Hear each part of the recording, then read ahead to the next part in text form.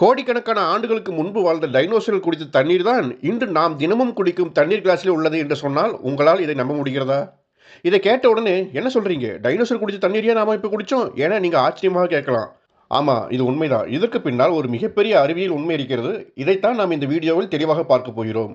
ஆனால் அதற்கு முன்பு ஒரு விஷயத்தை நாம் தெளிவாக புரிந்து கொள்ள வேண்டும். பூமியில் உள்ள தண்ணீர் எங்கிருந்து வந்தது? நாம் வாழும் இந்த பூமியின் மேற்பரப்பில் சுமார் 21% பகுதி தண்ணீரால் மூடப்பட்டுள்ளது. இவை பெருங்கடல்கள், கடல்கள், ஆறுகள், ஏரிகள், பனிப்பாறைகள், நிலத்தடி நீர் என பல வடிவங்களில் தண்ணீர் இந்த பூமியில் இருக்கிறது. இந்த தண்ணீர் நேற்றுதான் புதிதாக உருவாக்கப்பட்ட தண்ணீர் அல்ல. அதாவது நாம் இன்று குடிக்கும் ஒவ்வொரு துளி தண்ணீரும் நேற்று உருவான ஃப்ரெஷ் தண்ணீர் அல்ல.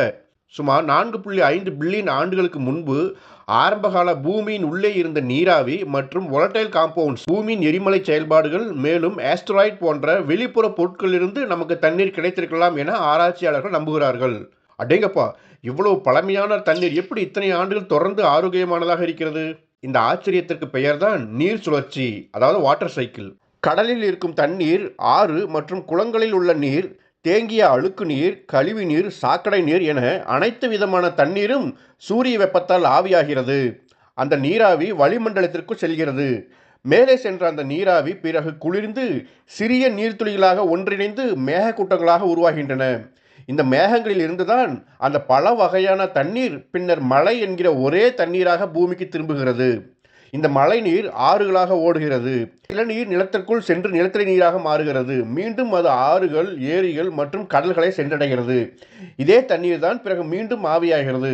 அதாவது ஆவியாதல், மேகம், மழை, ஆறு, கடல், மீண்டும் ஆவியாதல்.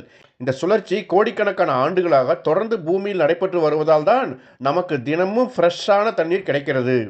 இந்த அதிசயமான நீர் சுழற்சியை மனதில் வைத்துக்கொண்டு அப்படியே டைனோசர்களிடம் போகலாம் வாங்க. சுமார் 230 முதல் 66 மில்லியன் ஆண்டுகளுக்கு முன்பு டைனோசர்கள் இந்த பூமியில் வாழ்ந்தன. அப்போது அந்த டைனோசர்கள் குடித்த தண்ணீர் என்ன ஆனது? அது எங்கே போய்விட்டது? ஒரு டைனோசர் ஒரு குளத்தில் சென்று தண்ணீர் குடிக்கிறது என்று கற்பனை செய்து கொள்ளுங்கள். அந்த தண்ணீரில் இருந்து சில மூலக்கூறுகள் அதன் உடலுக்குள் செல்கின்றன. பின்னர் அந்த நீரில் ஒரு பகுதி சிறுநீர், வியர்வை, சுவாசம் போன்ற பல வழிகளில் மீண்டும் பூமிக்கு, குறிப்பாக சுற்றுச்சூழலுக்கு திரும்புகிறது. இங்கேதான் மிகப்பெரிய விஷயம் நடக்கிறது. தண்ணீரை குடித்த டைனோசர் சிறுநீர் கழித்தது என்று வைத்துக் கொள்ளுங்கள். அந்த சிறுநீருடன் சேர்ந்து யூரியா, உப்புகள், கனிமங்கள் உள்ளிட்ட பல்வேறு கரைந்த பொருட்கள் வெளியாகும். சூரிய வெப்பம் அந்த இடத்தில் உள்ள சிறுநீரை ஆவியாக்குகிறது. ஆனால் பெரும்பாலான உப்புகள் மற்றும் பல கரைந்த பொருட்கள் தண்ணீரைப் போல எளிதாக ஆவியாகாது. அதனால் அவை அங்கேயே தங்கிவிடுகின்றன. ஆனால் அந்த டைனோசரின் சிறுநீர் நீராவியாக மேலே செல்கிறது. பிறகு வளிமண்டலத்தில் குளிர்ந்து கண்டென்சேஷன் மூலம் மேகங்களை உருவாக்கி மழை என்கிற வடிவில் பூமிக்கு திரும்புகிறது. இங்கே ஒரு முக்கியமான விஷயத்தை கவனிங்க. சூரிய ஒளி சிறுநீரை நேரடியாக சுத்தமான தண்ணீராக மாற்றுவதில்லை. சூரிய வெப்பம் தண்ணீரை ஆவியாக்குகிறது. பின்னர் அந்த நீராவி குளிர்ந்து மீண்டும் நீராகிறது. இந்த இயற்கையான எவாப்பரேஷன் மற்றும் கண்டென்சேஷன் செயல்முறையே நீரில் இருந்த பல நான் volatile பொருட்களை பிரித்து விடுகிறது. ஆனால் மழைநீர் எப்போதும் குடிப்பதற்கு நேரடியாக பாதுகாப்பானது என எண்ணக்கூடாது. இப்படி மழையாக வந்த தண்ணீரை ஒரு டைனோசர் உள்பட எந்த உயிரினம் குடித்தாலும் அந்த தண்ணீர் நிரந்தரமாக அந்த உயிரினத்தோடு முடிந்து விடாது. அந்த டைனோசர் சுவாசிக்கும் போது, சிறுநீர் கழிக்கும் போது, வியர்வை சிந்தும் போது அது குடித்த தண்ணீர் வெளியாகிறது. மேலும் அது இறந்த பிறகு அதன் உடலில் இருந்த நீரும் சுற்றுச்சூழலுக்கு திரும்புகிறது. அதாவது எல்லா உயிரினங்களும் தண்ணீரை உரிமையாக்கி கொள்ளவில்லை. அது தண்ணீரை சில காலம் பயன்படுத்துகிறது. பின்னர் அந்த தண்ணீர் மீண்டும் இயற்கையின் சுற்றுச்சூழலுக்கு திரும்புகிறது. அதனால்தான் டைனோசர்கள் அழிந்து சுமார் 66 மில்லியன் ஆண்டுகள் கடந்த பிறகும் அந்த காலத்தில் இருந்த தண்ணீர் அணுக்கள் மற்றும் அணுக்கூறுகள் பூமியின் நீர் சுழற்சியில் தொடர்ந்து கலந்து வருகின்றன. அப்படியானால் நான் இப்போது குடிக்கும் தண்ணீரில் ஒரு டைனோசர் குடித்த அதே வாட்டர் மாலிகுல் இருக்கிறதா? இதற்கான பதில் ஆமாம். டைனோசர்கள் குடித்த தண்ணீரின் மூலக்கூறுகள் நீங்கள் இன்று குடித்த தண்ணீரில் இருக்க மிகவும் வாய்ப்பு அதிகம். ஒரு தண்ணீர் மூலக்கூறு என்பது 2 ஹைட்ரஜன் அணுக்கள் மற்றும் ஒரு ஆக்சிஜன் அணுவால் ஆன H2O. அதாவது ஒரு காலத்தில் டைனோசர் குடித்த தண்ணீரில் இருந்த ஹைட்ரஜன் மற்றும் ஆக்சிஜன் அணுக்கள் பின்னர் வேறு தண்ணீர் மூலக்கூறுகளின் பகுதியாக இருக்கலாம். அதேபோல அந்த அணுக்கள் உயிரினங்கள் உடலுக்குள் செல்லலாம், தாவரங்களுக்குள் செல்லலாம், விலங்குகளுக்குள் செல்லலாம், வளிமண்டலத்திற்குள் செல்லலாம், கடலுக்குள் செல்லலாம், மீண்டும் திரும்ப மழையாக வரலாம். இதுதான் அணுக்கள் மற்றும் மூலக்கூறுகளின் மிகப்பெரிய ரீசைக்கிளிங் ஜர்னி. அப்போ அணுக்களுக்கு மரணமே ஏற்படாதா? இப்போது இன்னொரு ஆச்சரியமான விஷயத்தை பார்க்கலாம். ஒரு மரம் பிறக்கிறது, வளர்கிறது, வயதாகிறது, இறக்கிறது. ஒரு விலங்கு பிறக்கிறது, வளர்கிறது, வயதாகிறது, இறக்கிறது. ஆனால் ஒரு சாதாரண அணுவுக்கு இப்படிப்பட்ட பிறப்பு, வளர்ச்சி, முதுமை, இறப்பு என்ற வாழ்க்கை சுழற்சி இல்லை. ஏன்னா அணுக்கள் உயிரினங்கள் அல்ல. அவை வெவ்வேறு பொருட்களுடன் சேர்ந்து வெவ்வேறு மூலக்கூறுகளாக உருவாகின்றன. ஒரு காலத்தில் ஒரு அணு டைனோசரின் உடலில் இருந்திருக்கலாம். பின்னர் அந்த அணு மண்ணில் இருந்திருக்கலாம். பிறகு ஒரு தாவரத்திற்குள் சென்றிருக்கலாம். அதன் பிறகு வேறு ஒரு விலங்கிற்குள் சென்றிருக்கலாம். இன்று அது நம்மை சுற்றியுள்ள சூழலில் சேர்ந்து நீங்க குடிக்கும் தண்ணீரிலும் கலந்திருக்கலாம். அதாவது இயற்கையில் பொருள் அழிந்து விடுவது போல் தோன்றினாலும் அதன் அணுக்கள் பல வடிவங்களில் தொடர்ந்து மறுசுழற்சி செய்யப்படுகின்றன. இதை இன்னும் எளிமையாக சொல்றேன். 100 கிலோ எடையுள்ள ஒரு மரக்கட்டையை எரித்தால் அது கடைசியில் சாம்பலாகிவிடும். அந்த சாம்பல் சுமார் 5 கிலோ வருதுன்னு வச்சுக்கிங்க. மீதி 95 கிலோ எங்க போச்சு? இந்த 95 கிலோ காணாம போகல. கட்டை எரிந்தபோது அதிலிருந்து கார்பன் அணுக்கள் வாயு மற்றும் புகை வழியாக வெளியேறி வளிமண்டலத்தில் உள்ள ஆக்சிஜனுடன் கலந்து கார்பன் டை ஆக்சைடு என்கிற புதிய வடிவத்தை பெறுகின்றன. அதாவது நீங்கள் கண்ணால் பார்த்த அந்த 95 கிலோ எடை இப்போது கண்ணால் பார்க்க முடியாத கார்பன் டை ஆக்சைடு என்கிற வாயுவாக மாறிவிட்டது. ஆக அந்த 95 கிலோ வளிமண்டலத்தில் இருந்து திரும்ப இன்னொரு மரத்திற்கு போகும். அது அல்லது பிற மரங்கள் சேர்ந்து அந்த 95 கிலோவை எடுத்துக்கொள்ளும்.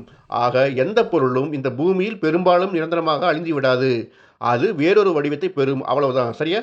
அப்படியானால் நாம் உண்மையிலுமே டைனோசர் தண்ணீர் குடிக்கிறோமா? ஒரு வகையில் ஆமாம். ஆனா இதை சரியாக புரிந்து கொள்ள வேண்டும். 150 மில்லியன் ஆண்டுகளுக்கு முன்பு ஒரு குறிப்பிட்ட டைனோசர் குடித்த அதே தண்ணீர் மாலிக்யூல் இப்போது நேரடியாக என்னுடைய கண்ணாடி கிளாஸில் உள்ள தண்ணீரில் இருக்கிறது என்று உறுதியாக சொல்லக்கூடாது. பூமியின் மிக நீண்ட வரலாற்றை கருத்தில் கொண்டால் ஒரு டைனோசர் குடித்த தண்ணீர் அதிலிருந்து ஒரு பகுதி சுற்றுச்சூழலுக்கு சென்றிருக்கலாம். அது ஆவியாகி மழையாகி அதை தாவரம் எடுத்திருக்கலாம். ஒரு பூச்சி அந்த தாவரத்தை சாப்பிட்டிருக்கலாம். அந்த பூச்சியை பறவை சாப்பிட்டிருக்கும். அந்த பறவை இறந்திருக்கும். அந்த இறந்த பறவையின் உடலில் இருந்த நீர் மீண்டும் சுற்றுச்சூழலுக்கு சென்றிருக்கும். பின்னர் அது மீண்டும் மழையாக வந்திருக்கலாம். அந்த மழை நீர் இப்போது உங்களுக்கு குடிநீராக வந்திருக்கலாம். இப்படி கோடிக்கணக்கான ஆண்டுகளாக ஒரு மிகப்பெரிய இயற்கை ரீசைக்கிளிங் சிஸ்டம் தொடர்ந்து இயங்கி வருகிறது. ஆனால் நாம் குடிக்கும் தண்ணீர் உண்மையில் சுத்தமானதா? இங்கே இன்னொரு முக்கியமான விஷயத்தை பார்க்கணும். நாம் குடிக்கும் தண்ணீர் கோடிக்கணக்கான ஆண்டுகள் பழமையானது என்று சொல்வது அந்த தண்ணீர் நேரடியாக கோடிக்கணக்கான ஆண்டுகளாக ஒரே இடத்தில் இருந்தது என்று அர்த்தமல்ல. அது தொடர்ந்து சுழற்சி செய்து கொண்டிருக்கிறது. மேலும் நாம் குடிக்கும் தண்ணீர் treatment plants, filtration, purification, boiling போன்ற செயல்முறைகளை கடந்திருக்கலாம். எனவே பழமையானது என்பதும் அழுக்கானது என்பதும் ஒன்றல்ல. இயற்கையில் ஒரு பொருள் பல முறை மறுசுழற்சி செய்யப்பட்டிருக்கலாம். அதன் வரலாறு மிக பழமையானதாக இருக்கலாம். ஆனால் அதில் உள்ள தண்ணீர் மாலிக்யூல்ஸ் மீண்டும் மீண்டும் இயற்கை மற்றும் மனிதர்களின் பல்வேறு சுத்திகரிப்பு செயல்முறைகளை கடந்து கொண்டிருக்கலாம். நீங்கள் இப்போது ஒரு கிளாஸ் தண்ணீரை எடுத்து குடிக்கிறீர்கள். அந்த தண்ணீரில் உள்ள ஒவ்வொரு மூலக்கூறு மிக மிக பழமையானது. அவை ஆயிரக்கணக்கான ஆண்டுகளுக்கு முன்பு வாழ்ந்த உயிரினங்களின் உடலுக்குள் சென்றிருக்கலாம். லட்சக்கணக்கான ஆண்டுகளுக்கு முன்பு இருந்திருக்கலாம். கோடிக்கணக்கான ஆண்டுகளுக்கு முன்பும் இருந்திருக்கலாம். அதாவது டைனோசர் வாழ்ந்த காலத்திலேயே அந்த நீரின் ஒரு பகுதி இந்த பூமியில் இப்போதும் சுழன்று கொண்டிருக்கலாம். அதனால்தான் தண்ணீர் என்பது வெறும் H2O அல்ல. அது பூமியின் வரலாற்றை சுமந்து செல்லும் ஒரு இயற்கை சுழற்சியாகும். எந்த ஒரு உயிரினமும் இந்த சுழற்சியின் நிரந்தர உரிமையாளர் அல்ல. நாம் தண்ணீரை பயன்படுத்துகிறோம், அதை மீண்டும் இயற்கைக்கு கொடுக்கிறோம், அடுத்த தலைமுறை அதை பயன்படுத்துகிறது. இப்படியே நாம் பிறப்பதற்கு கோடிக்கணக்கான ஆண்டுகளுக்கு முன்பே தொடங்கிய ஒரு பயணத்தின் நடுவில் தான் நாம் இன்று பயணிக்கிறோம். எனவே அடுத்த முறை நீங்கள் ஒரு கிளாஸ் தண்ணீர் குடிக்கும்போது இது வெறும் தண்ணீர் என்று நினைக்காதீர்கள். அதற்குள் இந்த பூமியின் கோடிக்கணக்கான ஆண்டுகள் பழமையான ஒரு வரலாறு இருக்கிறது என்று எண்ணுங்கள். இதை இன்னும் நமக்கு நெருக்கமாக சொல்லட்டுமா? நம்முடைய தமிழர் பெருமையின் சிகரமான திருவள்ளுவர் குடித்து அவரது உடலுக்குள் சென்று வந்த அந்த தண்ணீர் மூலக்கூறுகளை இன்று நாமும் குடிக்கலாம். நம்முடைய சேர சோழ பாண்டியர்கள் குடித்த அந்த தண்ணீர் மூலக்கூறுகளை இன்று நாமும் குடிக்கலாம்.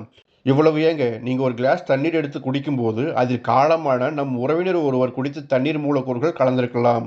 அதாவது அவர்களது உடலுக்குள் சென்று வந்த அதே மூலக்கூறுகளாகவும் இருக்கலாம்.